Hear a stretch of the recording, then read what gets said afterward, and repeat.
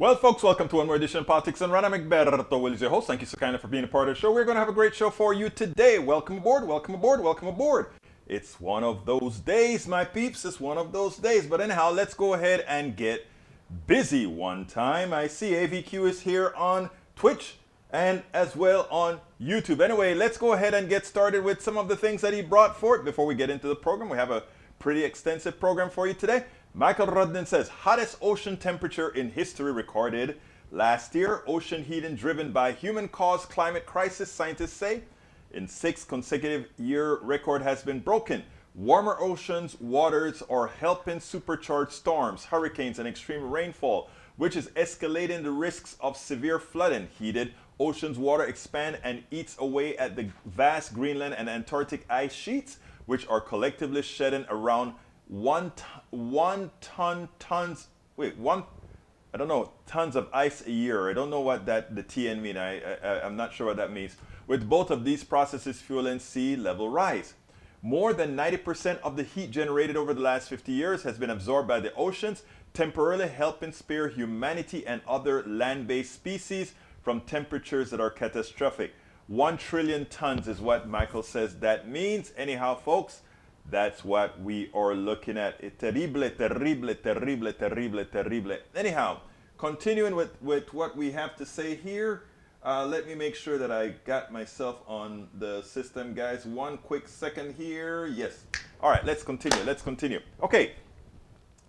Bank of America is cutting overdraft fees. Really now? Folks, if you're just joining us, please remember to give us that thumbs up on YouTube. If you're on Facebook, Twitch, or if you're on Facebook, give us a like. If you're on Twitch, just share it. If you are on Twitter, share it and go ahead and make sure to follow Egberto Willis. Please follow Egberto Willis. Anyhow, Bank of America is cutting overdraft fees. Bank of America said it is slashing the fees it charges customers who overdraw their checking accounts and plans to eliminate non-sufficient funds fees entirely. There's an old joke about charging people money for not having any money.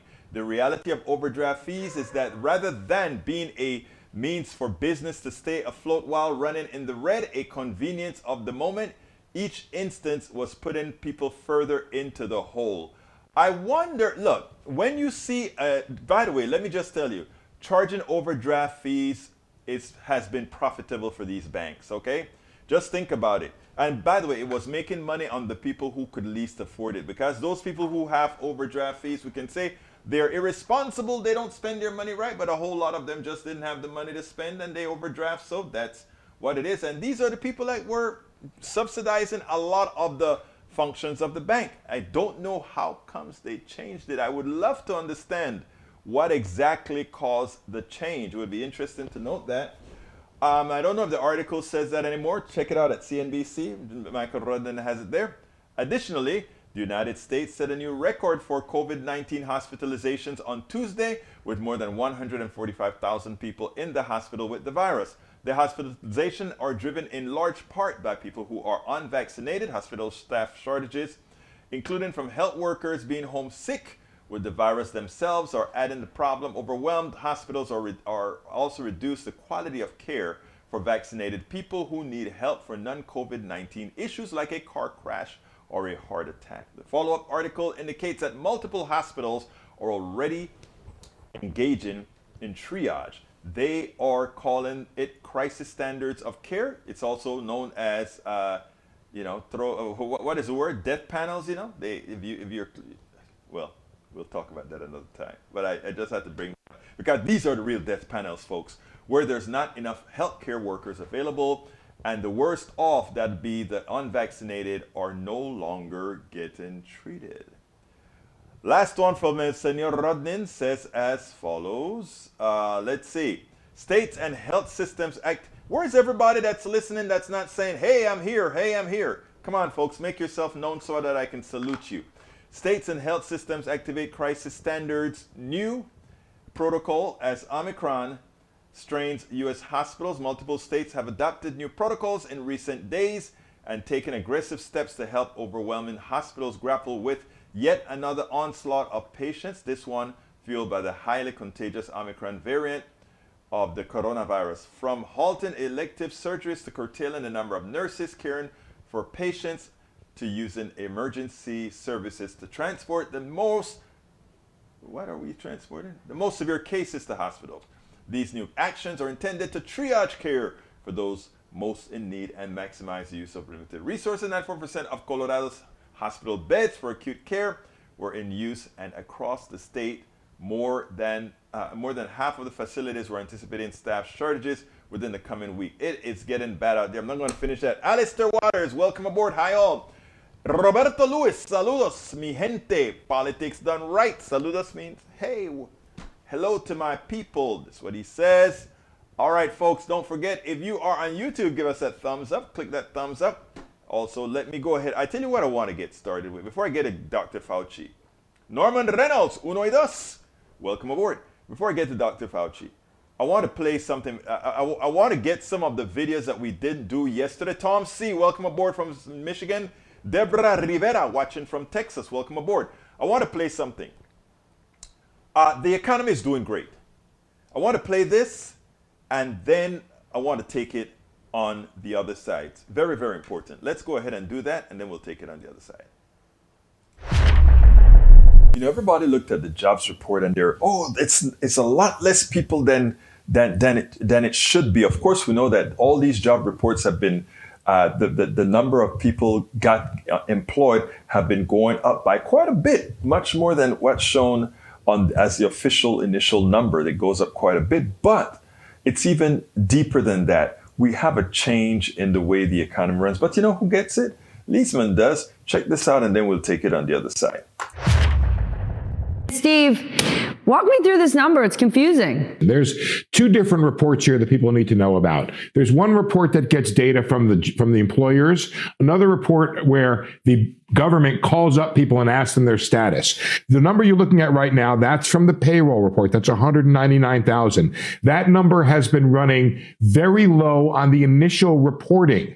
And what they're doing is they've been revising up continuously this initial report. I'll give you an example. They added back 141,000 additional jobs to October, November. The number underneath that number, the unemployment rate, comes from the household survey.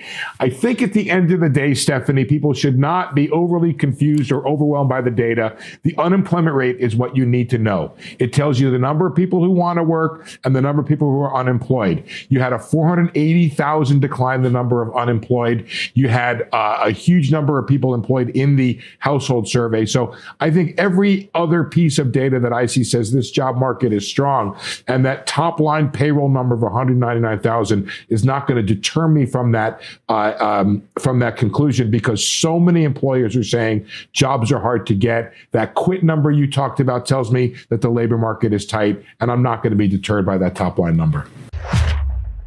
It is great to see the worker gaining their independence. A lot of them are working from home. 60 Minutes did a piece today where they saw people they're creating their own jobs. They're mixing and matching different jobs, different employers together that giving them 1099 type salaries. Look, it's a worker's world, and it should remain a worker's world, not indefinitely, but permanently. This jobs report, again, it's the jobs report based on the employer given wages. What about those folks who've decided to do it a different way? It's going very well. So don't be fooled by the jobs report. Don't allow yourself to get the belief that somehow progressives and Democrats and Biden are bad for jobs, because the reality is, if you want jobs, if you take a look at under what types of administrations the most jobs are created, let's remember that it's definitely not that of the right, because again, that methodology creates very little and it transfers much to those who least work for it and least deserve it. Now, the other piece that we were to do yesterday as well, I want to go ahead and play that as well. It has to do with El Señor Cruz. I think it's important for us to see transitions. It's hard to believe that Ted Cruz, this cocky, mouthy, obnoxious senator that somehow thinks he's smarter than anybody else, could be made to grovel the way he did with Tucker Carlson recently. Well, you know what? Let's present Ari Melber's instantiation of the 3 stages of Ted Cruz. This story reveals a picture of the current Republican Party and a warning about the authoritarianism rising on the American right. Republican leaders know Trump is lying. They know how dangerous he is. They know this combination of lies, ego, and emotional temperament can pose a real danger, as Cruz himself warned so he did in 2016. This man is a pathological liar. What Donald does when he loses is he blames everybody else. It's never Donald's fault. Donald, you're a sniveling coward. He engages in insults. I think the people are interested in substance and record. Look, we need a commander-in-chief, not a Twitterer-in-chief. The man cannot tell the truth, but he combines it with being a narcissist. The man is utterly amoral. His reaction to everything is to throw a fit. Donald finds it very hard to lose, that he finds that very difficult for him. That's where Cruz started, speaking there to largely Republican audiences and expressing things that he did not find controversial in the least. When Trump won the nomination, Cruz was still dubious enough about Trump as a potential president that Ted Cruz famously went to the RNC, got up on the podium, and refused to endorse Trump. And then as Trump solidified his grip on power, Cruz has publicly, completely owned himself. He endorsed Trump, he campaigned with him, he defended every Trump action in office, and then after Trump lost to Biden, and after Trump kept attacking the election, something Cruz knew all about from his own experience, it was then Ted Cruz who led the futile effort to challenge certification of the Biden victory on the Senate floor. We've seen in the last 2 months unprecedented allegations of voter fraud. And we have an obligation to the Constitution to ensure that this election was lawful. What does it say to the nearly half the country that believes this election was rigged if we vote not even to consider the claims of illegality and fraud in this election? Conduct a 10-day emergency audit. Consider the evidence. And what would 10 more days of sham reviews achieve? We are hearing from Trump's own White House aides, Cruz was leading a more complex authoritarian play. The plan was simply this. We had over 100 congressmen and senators on Capitol Hill ready to implement the sweep. At 1 p.m., Senator Ted Cruz and Gosar, a representative, started the Green Bay sweep beautifully, challenging the results of Arizona. This week, Cruz referred to that fact of a violent terrorist attack. We are approaching a solemn anniversary this week, and it is an anniversary of a violent terrorist attack on the Capitol, where we saw the men and women of law enforcement demonstrate incredible courage. Very straightforward recent historical truth that you just heard him say, in his own words on Wednesday, drew huge backlash from the right-wing big lie movement, attacking Cruz for accurately referring to the truth of those crimes, the domestic terror and the violence. And Cruz immediately folded, rushing to recant everything in a very sad interview. The way I phrased things yesterday, it was sloppy and it was frankly dumb. And I don't buy that. Whoa. I don't buy that. Look, I've known you a long time, since before you went to the Senate. I do not believe that you used that accidentally. I just don't. So, Tucker, as a result of my sloppy phrasing, it's caused a lot of people to misunderstand what I meant. I wasn't saying that the thousands of peaceful protesters supporting Donald Trump are somehow terrorists. Ted Cruz went from the senator who would supposedly stand up to Trump and the threat that he said Trump posed, the lies, the amorality, as Cruz called it, the attack on democracy. He went from that to a Trump supporter, then Trump enabler, then a Trump accomplice in trying to end democracy. And then now, with crimes on the table, he's Trump's chief lying propagandist. It would be ridiculous for me to be saying that the people standing up and protesting to follow the law were somehow terrorists. If you assault a police officer, you should go to jail. That's who I was talking about. I used that word all in 2020 for the Antifa and BLM terrorists that assaulted cops. I wasn't saying the millions of patriots across the country supporting President Trump are terrorists. I agree with you. It was a mistake to say that yesterday. They want to paint us as Nazis. I'm the one leading the fight in the Senate against this garbage. He's leaving. He's one fighting for the American people. Of course, Ted Cruz is only fighting for himself. The only reason he's groveling with Tucker Carlson is because he wants to be president, and he thinks he can only be president if he can get the Trump base to stay with him. So don't be fooled at all, folks. This is a concerted effort by Ted Cruz to remain relevant relative to Donald Trump with the expectation that if he continues to be relevant relative to Donald Trump, that he will own Donald Trump votes, and you just have to fight for a little bit more. Here's the deal. The guy was a part of the coup, and as part of the coup, he should be tried and thrown into jail, the key locked away. Absolutely so. There are so many people in Congress, both in the House and the Senate, that need to be locked up for treason.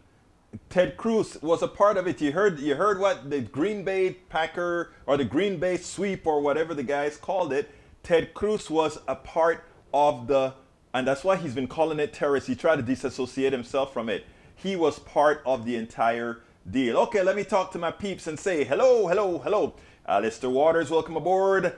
Roberto Lewis, welcome aboard. Michael Rudnin, Norman Reynolds, Melanie Keelan, welcome aboard.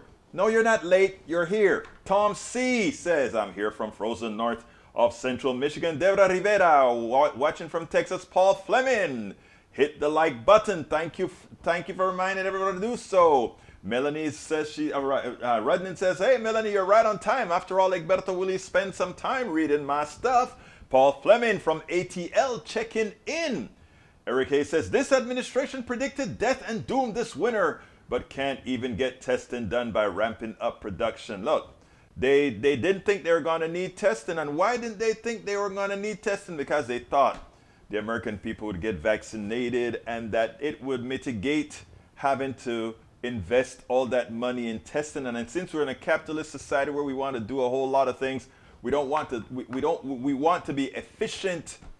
So we create efficiency by killing people. In other words, hey, if we don't keep stuff in storage, we save X amount of dollars, but since we were going to be late putting it out, about 100,000 people would die from that. Well, that's a good trade-off, actually. We're a country of $330 million. Hey, we're capitalism, man. That's how it works. The sooner you learn it, the better. Eric Hayes also says, is Fauci in trouble?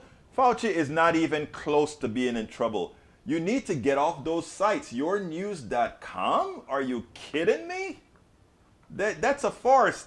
That's a conspiracy theory place, man. Go Georgia. How about them, Georgia? Hey, I'm good for Georgia. Let's see. Who's this guy? He has a stable job. I don't know what you're saying, Eric. Go Georgia. Okay, let's see what else we got here. Eric Hayes, new business regulations to prevent embezzlement. IRS tells payment apps to report business transactions over $600. Why is that a bad regulation? I don't understand why it's a bad regulation if you're not doing anything wrong. Electronically, it costs nothing for these companies to do that, and at the same time, it prevents the thugs from stealing money from us all. I think it's a great regulation. I use Venmo, I use Zelle, or Zelly, or whatever you call it. I use all of them. And I don't mind if they track the money to make sure I pay my taxes, and everybody else do as well. Hey, we got a new person. Paul Fleming Jr. just became a member. Oh, let's see, for 12 months. Thank you so kindly, Paul Fleming, for being a part of the PDR posse. And you know I got to go ahead and get that when it shows up here. Let's see if it shows up. You know, we've been having some issues sometimes when this guy, how long it takes us to show that, but I'll get that on the screen before long. ¿Quién más está aquí? Para ver. Hey, folks, join Fleming in becoming a part of the PDR posse. All right, let's see what else we have here. Let's see.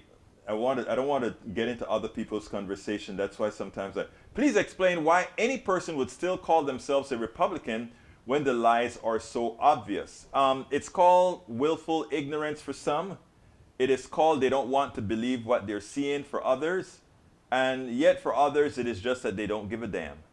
And when I say it is just that they don't give a damn, I really mean that they just don't give a damn.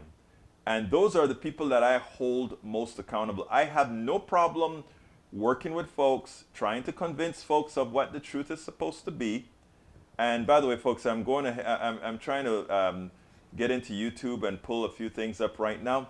But I tell you what I'm going to do right now. I want to play Chuck Todd because since you brought up about willful ignorance, I want to show you how even Congress people have lost their dignity. Check this out. I want you to listen to a congressman that can only be described as a coward and as pathetic in these serious times that he cannot go against a traitor to this country. Check this out, and then we'll go ahead and take it on the other side.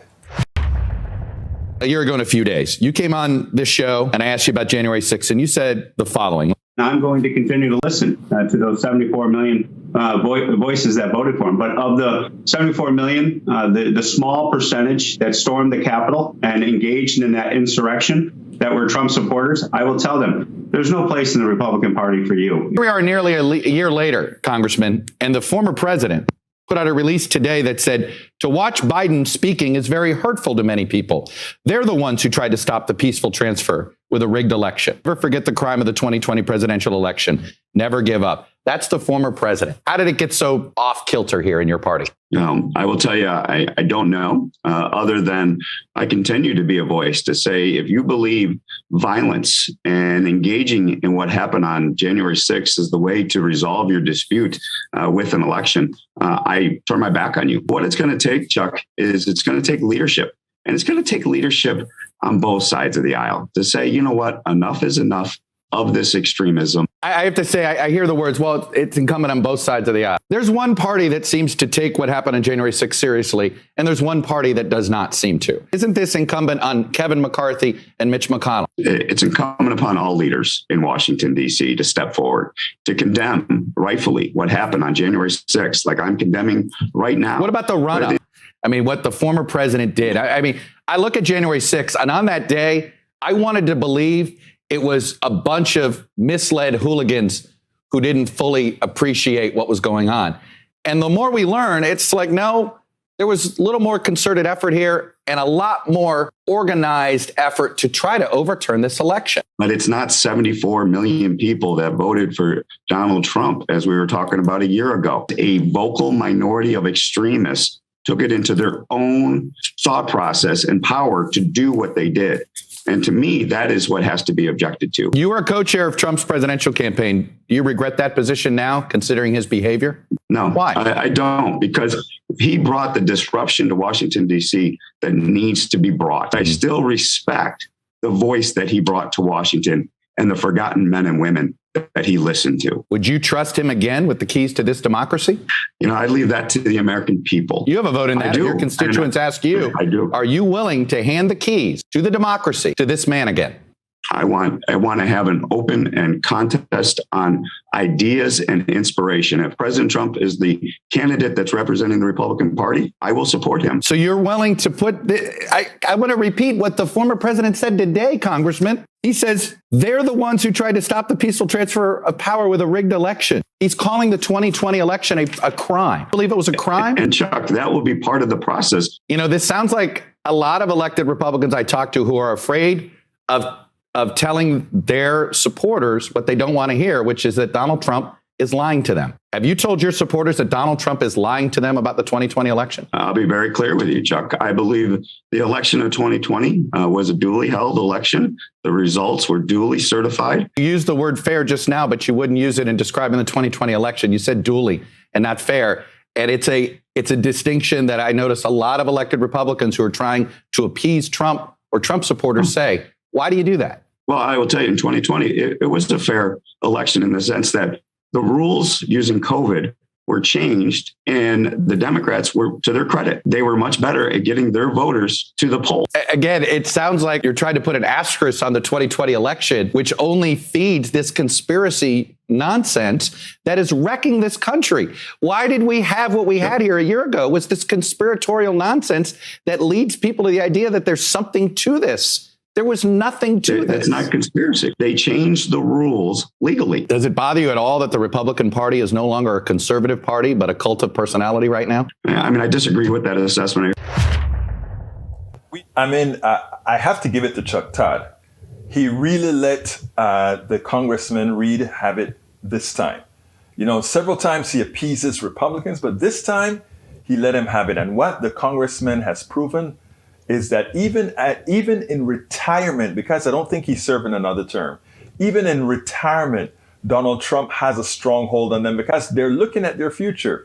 They want to make sure that they do absolutely nothing to disrupt their particular presence in the Republican establishment. So, what's the Republican establishment right now? Donald Trump. I think the only solution ultimately we're going to have is for those that are never Trumpers and the other Republicans that are sensible, that really want to maintain democracy, for them to form another party, a party that of their own, in which for the time being, they ally with Democrats until that separation is needed again after our democracy has once again been secured. Absolutely so. Absolutely so. Anyhow, folks, Paul Fleming Jr., thank you so Senior, thank you so kindly for being a new member of the Politics Done Right, the PDR Posse on YouTube. Folks, just go ahead and click that join button. And since we had that all started by Paul Fleming, why don't I go ahead and take this time out here and do our ask real quickly. Let's go ahead and get all those links. Folks, if you are on YouTube right now, please go ahead and click that join button. Follow El Senor Fleming, and I'll put you up on the screen like that as well. Please go, if you're not on YouTube, you can still do that by going to politicsdoneright.com/YouTube. politicsdoneright.com/YouTube. Alternatively, you can go to politicsdoneright.com/Patreon. We need 1,000 members on Patreon and 1,000 members at YouTube. We only have about 300 on 301, 125 on the other. Please consider supporting us as well at PayPal, politicsdoneright.com/PayPal, politicsdoneright.com/PayPal. If you want our books, which talks about, how we are going to make this change. A lot of people just throw their hands up in the air. I don't. I believe in making the changes that we need to go ahead and make. So go to politicsdoneright.com/books to get our books, politicsdoneright.com/books to get our books. And if you want our hoodies or t-shirts or masks, etc., go to politicsdoneright.com/store. And if you want to find the easiest way to figure out how can I best help Politics Done Right get that message out, we have one link that gives you all the different options that you could dream up to support the program. politicsdoneright.com/support. politicsdoneright.com/support. All right, let me get back to the screen and start talking to my brothers and sisters again. Para ver qué tenemos ahora mismo. Let's see. Ted Cruz, according to Rudnin, this is Rudnin speaking. Ted Cruz, sniveling coward, bootlegger, trying to start an apology tour. That's what he's been doing, an apology tour. Well, actually, it's old news, but I'm using the old news, Eric, to make a point. Okay, great. Okay, Paul Fleming says, please explain why any person would still call himself a Republican. I think I got that one already. Paul, the GOP only still exists because of the classic phrase, a fool and his money are easily parted. Eric Hayes says, vaccine don't keep you from getting the COVID and spreading it. Vaccines keep you alive. Which one would you prefer? Please tell me. It keeps you alive. And you want to talk a little bit further? You want to, I don't know what part of the brain it's so effective that, I won't go there because I won't go there. Norman says, please point to all cops who were injured in a BLM protest. On the other hand, we know of several police officers who were permanently disabled because of January 6th, 2020 anti-democratic coup attempt. There is no equivalence, and all the people who point to equivalence should be ashamed of it. Reynolds, that is the best point you made. Not one police officer was hurt during BLM, but of course, we know why, because we know you hurt a police officer, they're going to open up on you. Of course. Melanie Keaton says, thank you, Paul Fleming, for becoming a new member. Section 3 of the 14th Amendment, Alistair Waters.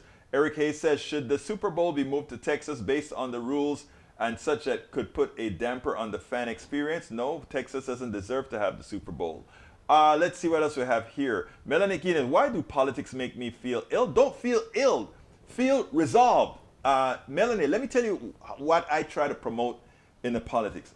I'm here saying all these things that are wrong, all these things that are not correct, right? But I'm not saying this thing to get people depressed or divided or anything like that. I'm trying to empower us to say we're going to take our democracy back. We are going to be an effective force. It's not going to happen overnight, but we have to go out there and engage. I'm trying to give folks the impetus, the power to say, I am going to engage. I know I'm going to lose a whole lot. I know I'm going to lose battles. We're going to lose the voting rights bill. We're going to lose the Build Back Better in 2022 likely. They're going to probably pass some little chitty-patty stuff and say, oh, we got it done, but they're not going to get it done because, you know what? I am going to talk about that in a little bit.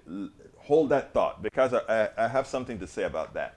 But anyhow, para ver, let's continue here. Paul Fleming says, how do I post a picture of me and my mug?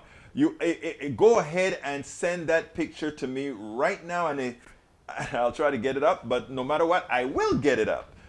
So go ahead and send it to info@politicsdoneright.com. I tell you what, better than that.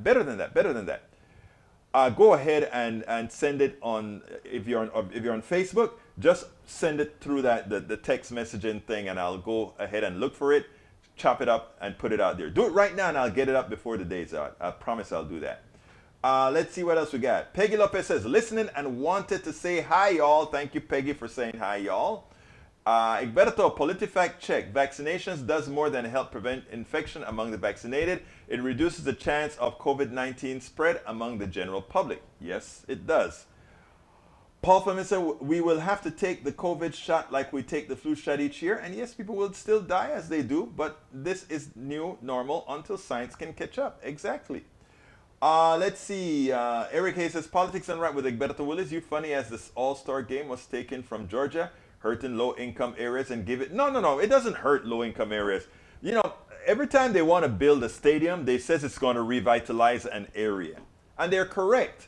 The stadium revitalizes a poor area that some developer bought for cheap. If you take a look at where the soccer stadium was built in Houston, they built it in a poor area. So they bought the land for cheap, built the stadium with taxpayer dollars in influx. They got a lot of taxpayer abatements to fix the streets that were never fixed before. And they did all these great things. They put condos around the stadium. All of these great things were done. And all the people that used to live there can no longer afford to live there, or they can't use the new resources created. You know, I mean, the way the plutocracy just continue to screw the little person, it's amazing. Oh, we're going to revitalize this area. It's no different than gentrification. We revitalize an area and the people who live there got to get out. You have to understand these concepts, folk. All right, let's see. Let me go into the monologue that I wanted to talk. But before that, I want to play Dr. Fauci today. Dr. Fauci made me proud today. I want to play Dr. Fauci. And after we hit up Rand Paul, I have a soliloquy that I need to get into. So Dr. Fauci, take it away. A planner who believes he is the science leads to an arrogance that justifies, in his mind, using government resources to smear and to destroy the reputations of other scientists who disagree with him. In an email exchange with Dr. Collins, you conspire, and I quote here directly from the email, to create a quick and devastating published takedown of three prominent epidemiologists from Harvard, Oxford, and Stanford. Apparently, there's a lot of fringe epidemiologists at Harvard, Oxford, and Stanford. And you quote in the email that they, or from Dr. Collins, and you agree that they are fringe. And immediately there's this takedown effort. A published takedown, though, doesn't exactly conjure up the image of a dispassionate scientist. Instead of engaging them on the merits, you and Dr. Collins sought to smear them as fringe and take them down. And not in journals, in lay press. This is not only antithetical to the scientific method, it's the epitome of cheap politics, and it's reprehensible, Dr. Fauci. Do you really think it's appropriate to use your $420,000 salary to attack scientists that disagree with you? The email you're referring to was an email of Dr. Collins to me. If you look at the email that you responded to and hurried up and said, I can do it. We got something in Wired magazine. No. I think in usual fashion, Senator, you are distorting everything about me. Did you talk with any of those scientists but privately? You keep distorting the truth. It is stunning how you do Did you talk to any of the scientists privately Yes. who wrote the opinion? You did. Well, what were they telling you privately? Well, let me explain. You know, you're going back to that original discussion when I brought together a group of people to look at every possibility with an open mind. So not only are you distorting it, you are completely turning it around. You've advocated that your infallible opinion be dictated by law. Right. So again, Madam Chair, I would like just a couple of minutes because this happens all the time. You personally attack me and with absolutely not a shred of evidence of anything you say. So I would like to make something clear to the committee. He's doing this for political reasons. What you need to do is he said in front of this committee. You think your takedown of three prominent epidemiologists was not political? You don't want me to finish because you know what I'm going to say. That was the question. Were you political in taking down these three prominent epidemiologists? Senator Paul, if you would please, I'm going to allow this, Dr. Fauci to respond. The last time we had a committee or the time before, he was accusing me of being responsible for the death of 4 to 5 million people, which is really irresponsible. And I say, why is he doing that? There are two reasons why that's really bad. The first is it distracts from what we're all trying to do here today, is get our arms around the epidemic and the pandemic that we're dealing with, not something imaginary. Number two, what happens when he gets out and accuses me of things that are completely untrue is that all of a sudden that kindles the crazies out there, and I have threats upon my life, harassment of my family and my children with obscene phone calls because people are lying about me. Now, I guess you could say, well, that's the way it goes. I can take the hit. Well, it makes a difference because, as some of you may know, just about 3 or 4 weeks ago, on December 21st, a person was arrested who was on their way from Sacramento to Washington, D.C.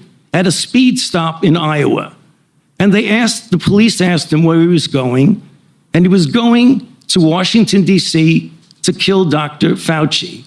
And they found in his car an AR-15 and multiple magazines of ammunition because he thinks that maybe I'm killing people. So I ask myself, why would Senator want to do this? So go to Rand Paul website and you see fire Dr. Fauci with a little box that says contribute here. You can do $5, $10, $20, $100. So you are making a catastrophic epidemic for your political gain. You are making a catastrophic epidemic for your political gain. You're a grifter. It's amazing how evil these people are. This is cauterized evil. Don't forget it, folks, and don't let them fool you about all of this. It is evil. Anyhow, what I wanted to talk about was voting rights, and the subject today was supposed to talk about inequality. I'm going to put all of that into one context here. And it goes as follows. Yesterday, if you remember, and in fact, I'm cutting that piece right now. I did a part where I said we were talking a little bit about whether Republicans were more racist than Democrats and all of that. And I said, nope, they're all the same. It's all the same. But intellectually speaking, Democrats really go ahead and put out policies that are anti-racist, et cetera, et cetera. Republicans generally just don't care. They like to put their heads in the sand. But as far as from a human nature, they're all the same, right? Democrats and Republicans. I deal with people on an individual human basis, not an individual party basis, but there are contrasts. And why do I say that? El Señor Biden is out there in Georgia right now talking big about voter rights. But Biden spoke in all his speeches over the last year. He's done the voter rights speech twice. He's done the pandemic about 60-something times. And he's done the Build Back Better about 30-something times. Okay? 2 times for voter rights.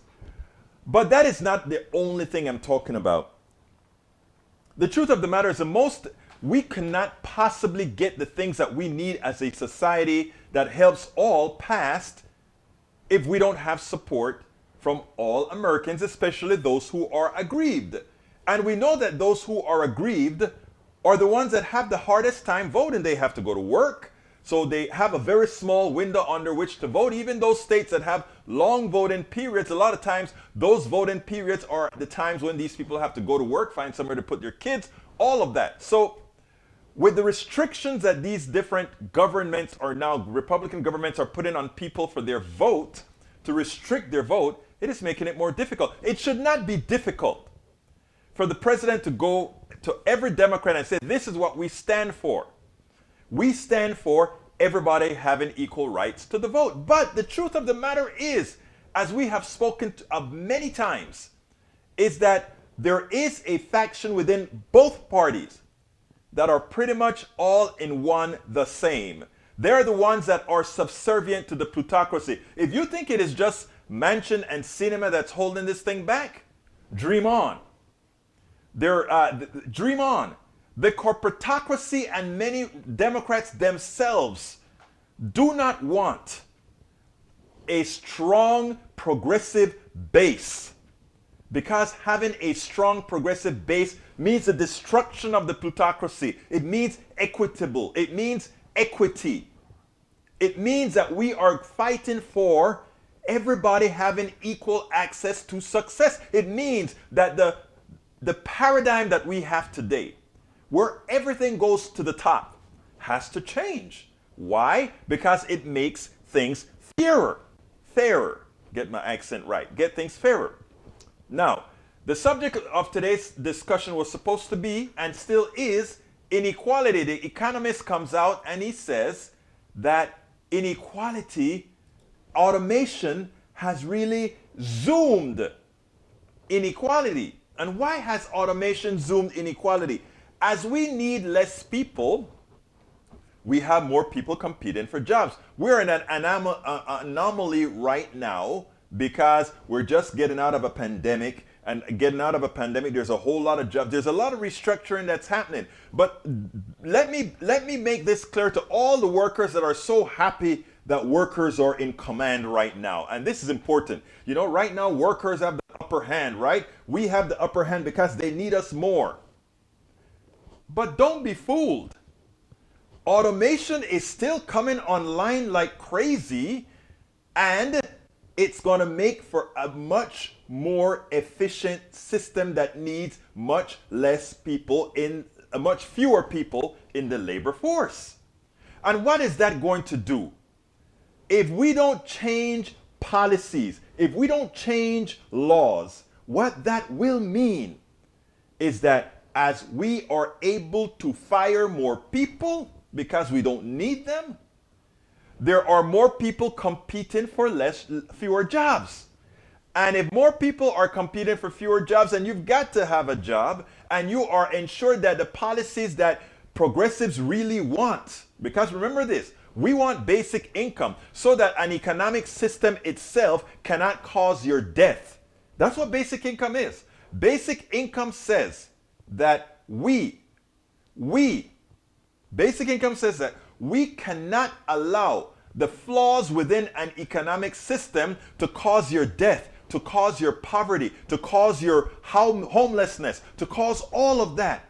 So therefore, a basic income ensures that nothing that we design within our economic system can hurt you. Because right now, capitalism hurts you, right?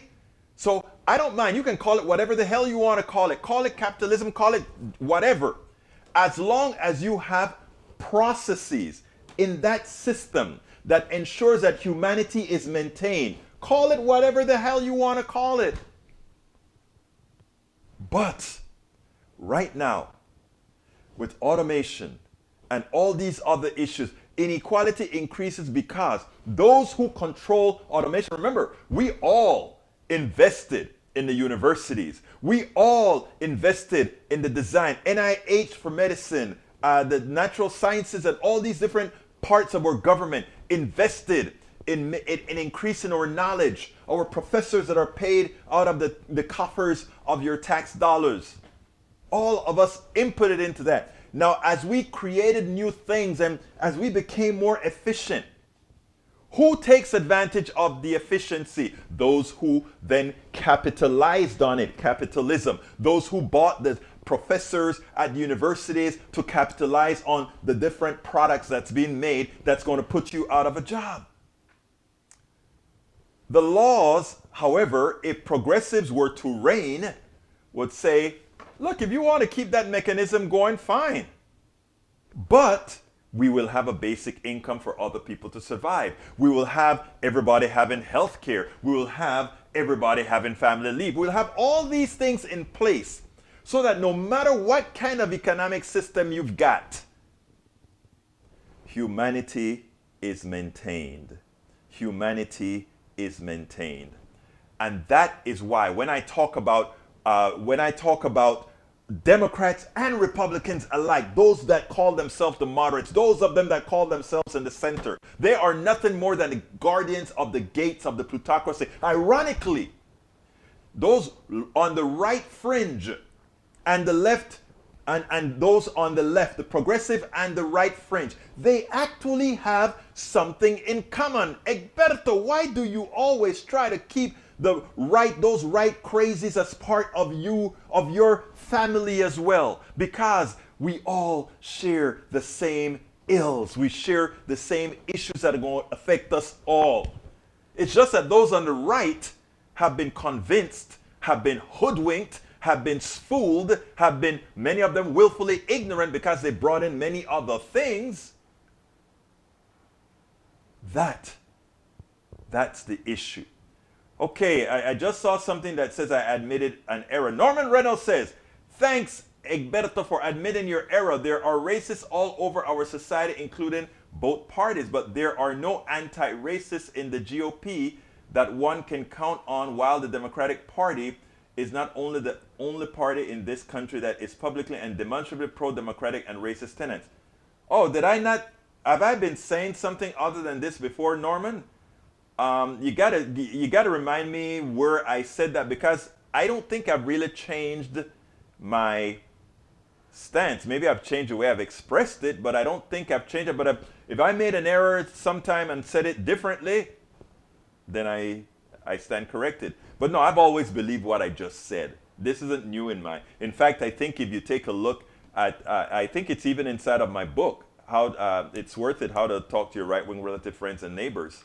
I think I've said that in that book. So I don't know, Brother Norman. So tell me where you think I've said it incorrectly before, and I'll go ahead and correct it wherever I need to correct it. Anyhow, so that is the monologue or the soliloquy as far as income inequality created by automation and how it needs to be mitigated via progressive policy. And it is not only Republicans but Democrats alike that are preventing that from occurring. That is the reason why Build Back Better won't pass. Build Back Better is just the beginning. Build Back Better is just the beginning. And we can't pass a $1.8 trillion. It needed to be $14 trillion. And we can afford it, by the way. Ask Stephanie Kelton about the $800 billion slack in the economy every year, or something. I don't know what the slack is right now, before we start making it inflationary, meaning there are too many dollars chasing for products. But there are certain things that it shouldn't matter as far as dollars chasing product. I mean, healthcare and food and energy, there should be no issues there. So it's important that we understand these issues. Okay, I've got 6 minutes, so let me go ahead and get to you guys. Now, you guys are the most important part of the show. All right, let's see. Norman Reynolds, people say who? Okay, I think I got that one already. Maywood's, Paul Fleming says, Paul, I'm not laughing, I'm pitying. So many Americans have been lied to so much and so often that they can't distinguish truth from falsehood anymore, and they don't want to fact check.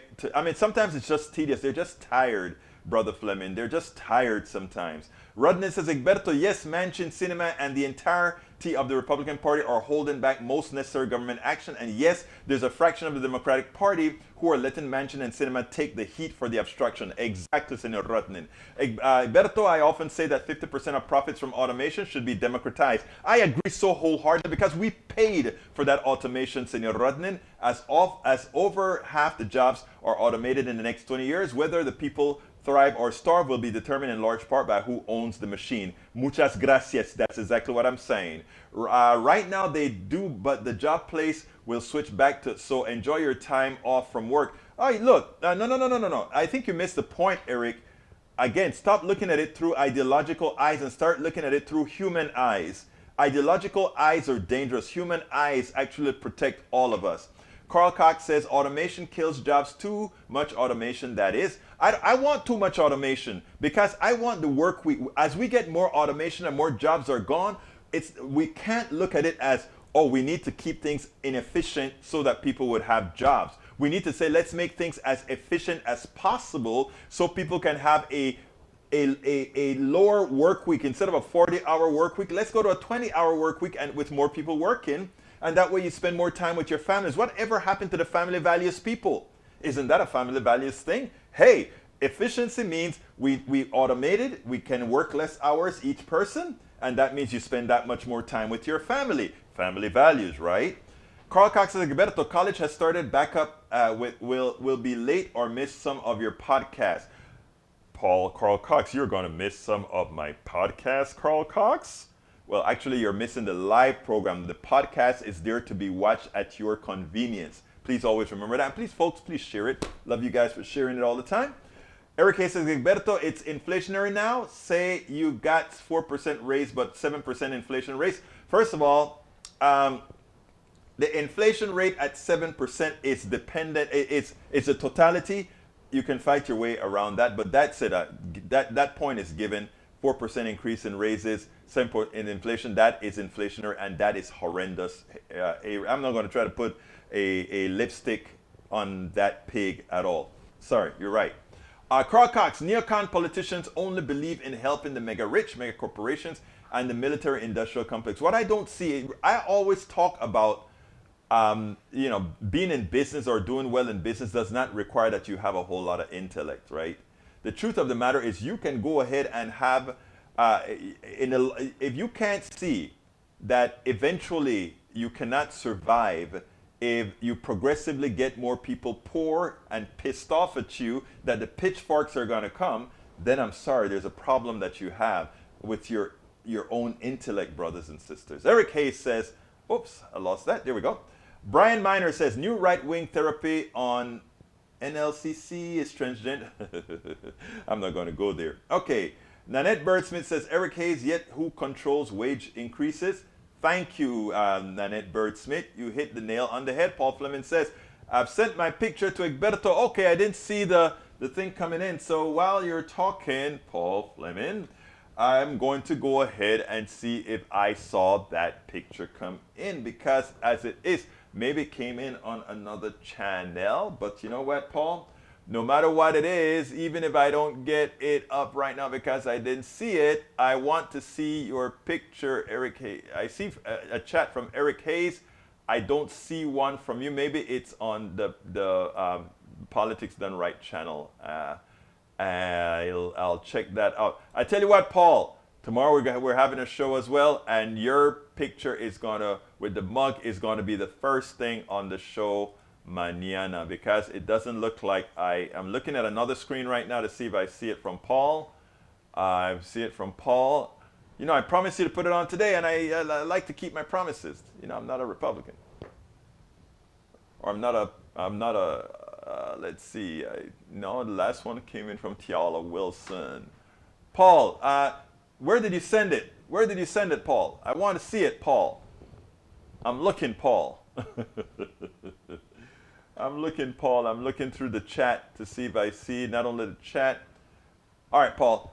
Send it to info@politicsdoneright.com. Info@politicsdoneright.com. I'll prepare it, and you are going to be the star of the screen tomorrow, mañana. I promise you. Okay, let's see what else we got here. Peggy Lopez says, again, in 1970s, I had a class called the Sociology of Leisure. discussing these times of automation and how to take care of the population. One school was basic income, the other was death. I like the school of basic income. But look, here's the deal. I don't want us to stop automation. I want us to get automation to the max. I want to get to the point where as much as can be automated that doesn't affect humanity or our well-being gets done, right? Because as we automate, if we do it correctly, think about this. We talk about latchkey kids. We talk about the kids, both parents having to work right now to pay the bills. Think about automation now, where we can reverse all those things that used to happen before. Tom C says automation would ideally reduce the employee work hours without decreasing income, but employers want automation to cut hours away from cut hours and wages from employees to reduce expense and increase profit. And that's the killer. They want that money for themselves. They take all the spoils. We create the automation. We design. We create. And they take the spoils. Look, folks, that's not how it's supposed to be. We're at the end of the show. It's 5 o'clock already, or 4 o'clock in Houston. Wow. Man, it goes fast. Listen, let me do the quick thing again. Folks, please remember, support the show. We need your support. How can you support the show right now? Just go ahead. If you're on YouTube, click that join button. Become a part of the PDR posse. Become a part of the PDR posse like Brother Fleming did today. You can also, let's see. You can also go ahead and go to politicsandright.com/YouTube if you don't have the join button, politicsandright.com/YouTube. You can alternatively go to politics. Hey, you're leaving us, Senor Rodnin. politicsandright.com/patron, Patreon, politicsandright.com/patron. Or you can support us via PayPal, politicsandright.com/PayPal. I have to do this every single time because we have to have the income flow to keep this stuff going, folks. So I got to ask everybody who can support, making sure the truth is told out there to support us. politicsandright.com/store. politicsandright.com/store is where you get our products. And politicsandright.com/books to get our books. And the last one, the all-in-one support. politicsandright.com/support gives you all the options that you have. Folks, love you all. I could not do this without you. You are responsible for helping us get the progressive message out. You are responsible for ensuring that we get the internet seeded, not only myself, but many others, seeded with messages, progressive truths. And by the way, I have a surprise for you guys from one of our own. Tom C is a poet.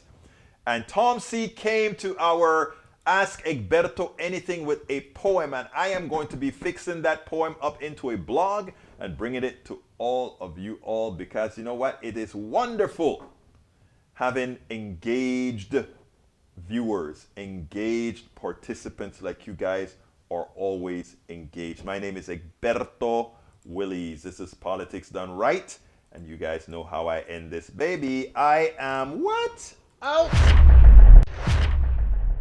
We spend a lot of time deconstructing the news, trying to parse it into a form that everybody can understand. We try to find those little nitpicks where it flies above the fray, etc. If you really like these videos that we do, I want to ask a big favor. Please go ahead. Number 1, subscribe to our channel. And number 2, please join if you can. Thank you so kindly for watching. Keep watching. Please remember to share. We must populate the entire internet with our progressive message, a message that we know is what most Americans say that they want. So help us, please join.